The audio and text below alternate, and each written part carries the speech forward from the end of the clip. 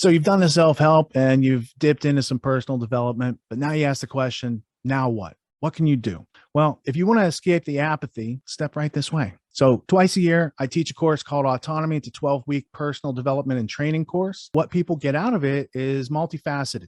There's curriculum, there's exercises, there's camaraderie, you make new friends. There's a whole lot of interesting things. We're going to hear a sample from the course right now, and let's take a look at the value these students are getting. How do I get a concrete measuring stick for the progress that I've been having as an entrepreneur? Concrete measuring stick. Well, traditionally, it's just your in offer. your heart. Your offer is your measuring stick. An offer that is accepted by the market and replicatable is your measuring stick. So right now you have an offer to the market, you can do video editing, right? And people will take your video editing offer all day because you got a good offer. You also have a budding offering for making condensed, valuable pieces of marketing that come from bigger pieces of media or many pieces of media, right? So like you made that trailer for Benny, you made the trailer for me, you had to ask, somebody else asked you for the electromagnetism dude last week, right? Somebody didn't, I thought it was brought up to you that he was looking for a trailer. So now you got this other budding market. And let's say you get, you do a trailer for a conference, and the trailer for that conference brought in the conference, you know, let's say you did a trailer for John Bush in the fall for his exit and build, right?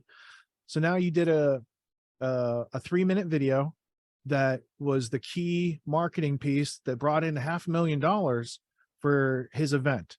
Now he's got a bunch of overhead and things like that, right? But your claim to fame now is you can make a video that brings in a lot of ticket sales because of how you have a method to compose or the way you use music or the thing that you can learn how to do, but you haven't quite mastered it yet, right? So that's your developing offer right now. Now you've also got a tangent offer where you rent us server space and you run the server for Grand Theft World podcast every Sunday night remotely, right?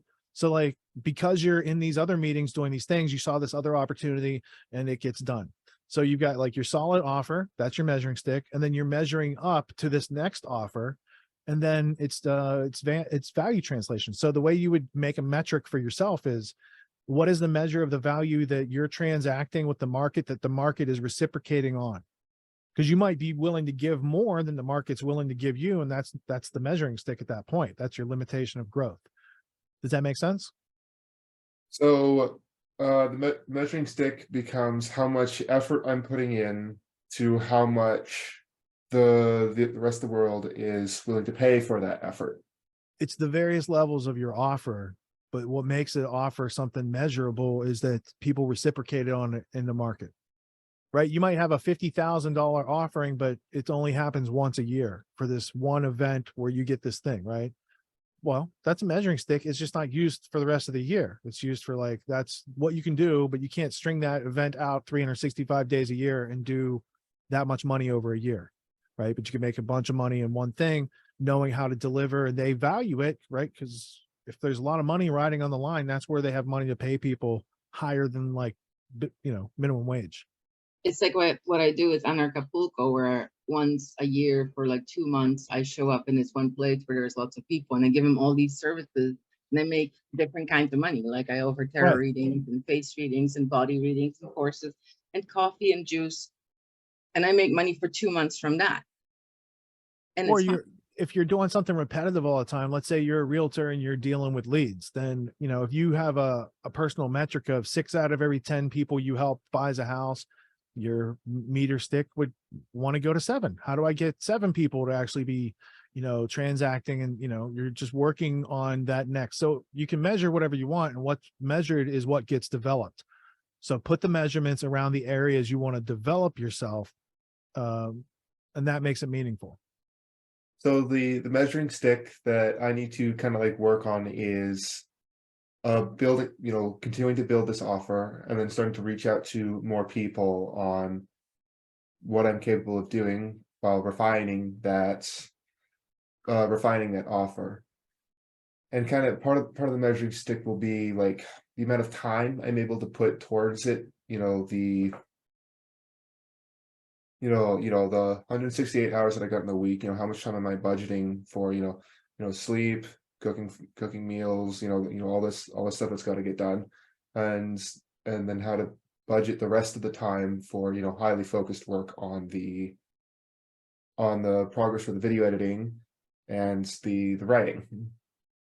And the measuring stick is how efficient I am being with that time, essentially. It can be for now, because like you're in a comfortable living situation. You should just be stacking skills and stacking cash, and you can work on your novel like as like hobby and like being productive in a different modality than just video editing, because there, you know, you want richness of life, you know. Mhm. So you want to be able to do a bit of both. So you do the video editing you need to cover your costs and save some money or whatever, but at a certain point there's diminishing returns, and your conscience would be better used developing these other ideas, which is a future project of yours, right? Mm. So you're working on today and your maintenance, you're working on tomorrow with the building, and you're working on like further down the road with your other projects. But someone at your age right now, just stack as many useful skills as you can, because that makes your offer that much more potent when you do go out and spread it. And if you come out with a couple skills and you try to spread it too wide, there's too much competition to differentiate yourself, and then you give up the opportunity cost is those other skills that you could learn pretty readily, because none of these really take more than 10 or 20 hours to be able to get paid at. Right? If you had 10 or 20 hours of copywriting work, somebody would probably pay you for some aspect in the copywriting process. You might not be qualified to map out somebody's funnel, but you're qualified to write email number 4 that's getting people to click on a link. And then you work your way up from there. Cody, may I have permission to float a thought? Go for it. So, as far as the context of a measuring stick, I really loved what Master Grove has just suggested, that the richness of life is something to really consider. Because if we're kind of like putting ourselves in a box that everything has to have a monetary return to be sort of pursuing excellence, might not be asking all the right questions. So if you're developing where you're going, it's your story. So if you're mapping your journey and you're sort of reflecting on your own growth, I think that's probably a great stick. Just a thought. What do you think about that? Yeah, just the idea to, you know, really, you know, take a step back and kind of like review the day and the week to kind of see what I accomplished, what I could try differently to try to accomplish more or better things is kind of a step there, you know. And for the past, you know, several months, I'd kind of been getting to that point where I've like grown about as much as I can grow with kind of doing the haphazard, what kind of video editing am I doing, you know, so kind of like getting to that point where I need to start putting together a more concrete plan on how to grow better, to get, you know, essentially, you know, either more video editing work, and, you know, just build more value for more people. Here's a couple other ideas while you're learning that stuff. Because video editing is one layer, but then there's the After Effects graphics layer, creating show graphics, stingers, video elements, overlays, lower thirds, branding packages, all these things that have to be translated into the video world. That could be your next layer of development. And that's a whole different set of skills, because you have to do 3D mapping, and in After Effects, you have to have the null object and then be able to attach and track to that to make the After Effects flow, right? So couple tutorials on that get you started. You just start with some like snappy graphics, some stingers, things like this that don't take a lot of time, and they already have packages for. So you download a stinger package for media production, you bring it into After Effects, you put Grand Theft World, you know, do something, and then come to me and say, hey, I made this, what do you think? And we might say, we like that, we want more, or we make these changes. But like, that's part of making offers to the market. You go learn something and then apply it to somebody who's doing something and make them an offer and see if, like, you know, we have elements that we use for production and all these events and things like that. There's also ads that get generated for online events, right? So for the sponsor package that we're doing for the Exit and Build conference, like there's videos that are made, there's emails that are written, there's banners that are made for the event, you know, there's personal, you know, things that go on, shout outs to set up the ad before it plays. There's a whole bunch of elements. And then those are all in the revenue chain of making that conference work. Because if the sponsors don't get like a reciprocation, they don't sponsor events again, right? There's supposed to be like a quid pro quo. You know, if Travelers Insurance sponsors a golf event, but no one who watches golf signs up at Travelers, they're going to stop sponsoring golf and go to Formula One or someplace else where there's a reciprocation. And that's also part of how to read the market and what you could bring to it and what they're trying to do. If you see what they're trying to do or know what they need to do that they haven't done, those are all higher points of value that you could never get to with a $20 an hour video editing skill. Does that make sense? Yeah, and that's part of what I've been doing is JMA, the Wings of Fire YouTuber that I've mentioned a while ago, reached out to me saying, hey, are you still just doing some video editing work? And since shorts had been on my mind, and he hasn't been doing any shorts, and I've recently learned that, you know, YouTube algorithm loves shorts, blah blah blah. I signed up to do, hey, can I make some shorts for you? You know, which was, you know, came right on the heels of developing this shorts course for Joshua. You know, so it's kind of like all these things suddenly, you know, came together, and, you know, to kind of focus on shorts for the next while to, you know, really get that skill set under to make little bite-sized pieces. I want to recognize you, Cody, for your contributions as well too behind the scenes, because the product is quite evident. So it's a teamwork thing that's kind of making it all gel. So the bigger idea, what I was trying to share, and I wasn't really certain, you know, that I'm struggling like Samantha might be, you know, like did what I expressed sort of resonate, or did it come out with the right vibration? So there's a distinction I was sort of saying about when you're measuring your progress. It's kind of like a different concept than the technical aspects of, you know, the minutia of how to do the thing, but rather why you're doing the thing. And to that point, I would think that a subjective measurement is more meaningful than an objective measurement in this thing. So, Cody, you might start just ranking before you go to bed. Write down a number 1 to 10 that represents how you feel about that day. How good did you do compared to like your potential? Did you really kick ass today, or did you, you know, take one in the knee? And then at the end of the week, I would also rate your week on a, you know, just think back on a scale of 1 to 10. Was this week a 7 or an 8 or a 9? And if not, why not? Because I think, you know, if you have these things set up for yourself, you should be smoothing it to the extent that most of your weeks are 7, 8s, or 9s. Every now and then you get a 10, and every now and then you might get a 4, but you're not getting a 1, 2, 3, or any of these things regularly, as a lot of people are, right? It takes a lot to spoil my week. Like I try to, you know what I'm saying? Like some people have something happen on Monday and it spoils their whole week. If I have something happen on Monday, I try to have it like not last a whole lot longer than a few seconds or minutes.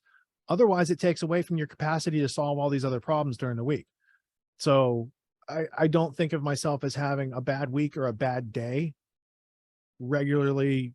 I can't remember anything. There's things that happen, but it's not like happening all the time. Like a lot of people perceive it like it's happening all the time to them, right? So if you just get back to reality and say, I have room for improvement, yes, but be appreciative for what you already do have set up that gives you this ladder from which you can work on this other part of the wall that you could never reach from the ground. And that ladder is your skills. And the people who can paint higher on the wall get paid more. I mean, that's how it works. Yeah, at least in that metaphor. And yeah, I really like the idea of, you know, having, you know, an actually, you know, rank, you know, 1 to 10, how, you know, how well that kind of day went, you know, and it kind of goes in really well with something that I've been doing for the past several months is piece of graph paper, individual stuff that I'm measuring, and each column is a single day, and it's just part of my end routine. You know, with the journal, I get to color in some boxes on how the day went. Good. I like the nerding out with the graph paper. Good. I'm a nerd with a whiteboard. Can I share an idea I had based on what you got? guys were saying? Yeah. Okay, sweet. So it made me, what Cody was saying made me think of the supply and demand curve. Mhm. And so you have a current offer Sorry if my marker's too light, but this is your typical economic supply and demand curve with, let me fix yeah. So, as your offer costs more money, actually, maybe I have this backwards. It won't really matter for this metaphor. That's okay. What I- You're doing what good. Yeah. What you have today, you have a current offer at a certain price, and you can measure how much are you fulfilling your capacity in that offer. So are you booked full of video edits, etc.? So that's one metric. And then the other metric is what future offers can you be developing by improving your skills that will basically, get you higher revenue. Instead of only measuring today, you can be looking at today and tomorrow. So good job practicing, because you're getting the hang for what you're doing there. Thanks. So good. And then Cody, the thinking could be, who are you going to sell those higher ticket After Effects or video editing skills to? Probably people who already pay you for video editing. Mhm. So as you get video editing clients, know that like you're getting $20 an hour, but $20 an hour now, but for that client in 6 months, they're probably going to need some shorts. They're probably going to need some other distribution. They're probably going to need a trailer, right? Some theatrical featurette that shows them and their work and the context, those sort of things. So now you have the total lifetime value. It's not TLAV, it's TLV. It's total lifetime value of the client expanding, right? Because now it's no longer a function of how many hours of video editing at $20 an hour. It's like also these other things that you can build in over a period of time, building up productivity and trust with them.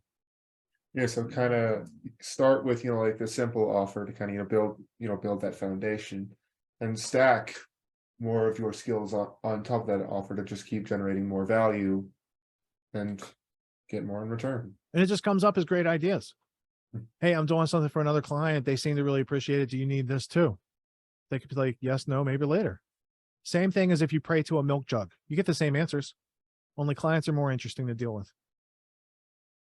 Yeah, and I guess for now, part of my measuring stick is going to be, how much of the time and energy is being well used, because there's still some of that, needing to clean some of the cobwebs off, or just chess has been Also, just keep my Achilles real. heel for You're the past 20, few dude. weeks. Mhm. Look at what other people your age are doing. So don't be too hard on Yeah. yourself. It's good to be disciplined. It's good to notice these things, but be your age. Yeah. Just be the best of you at your age. That's all. Everyone's doing some kind of self-help these days, and you can find a million self-help courses out there. Most other courses out there are hosting lectures. They're hosting videos. They're maybe even doing Q&As. And these are great starting points to encourage learning. But at Autonomy, we believe that hands-on practice is the best way to really lock in what we're learning. There's no better way to gain confidence and mastery than through action. After each lecture, we practice the concepts we've learned with other students, giving and receiving feedback in a non-judgmental environment. The result is mastery of concepts like entrepreneurship, ethical sales, and self-reliance in an environment that directly translates to the real world. Plus, you make connections with other like-minded individuals who are learning right alongside you, and you have a lifetime membership in the community. The Autonomy course with Richard Grove equips you with confidence, competence, and courage in a world filled with confusion and noise. You can learn more at getautonomy.info. We'll see you there.